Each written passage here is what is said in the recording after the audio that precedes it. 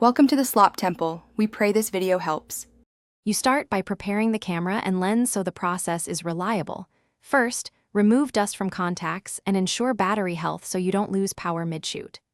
Attach your chosen lens and tripod. You want stability because extension tubes amplify movement. Once done, set camera to manual exposure and switch lens to manual focus. This gives you control over focus and depth of field. Make sure aperture is set to handle close focusing, often f/8f/16 for better sharp. Now attach the extension tube to the camera body by aligning the mount index and locking it in place. This is critical for secure electrical connection if you have powered tubes. Next, decide your tube stack. 1 tube for mild magnification, 2 or 3 for higher magnification. Remember, doubling tube length roughly doubles magnification. Once the tubes are on, mount the lens and confirm aperture and AF coupling. If passive, you'll focus manually. Keep checking composition and live view to nail focus. Finish by dialing in focus and exposure.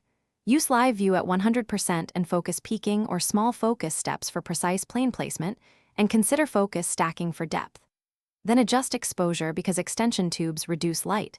Compensate by raising ISO, opening aperture, or lengthening shutter speed.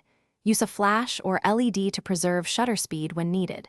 If you encounter issues, no electronic contact or dark view, clean mounts. Reseat components and test each tube singly to isolate the problem. Thanks for watching. Consider subscribing if we helped you.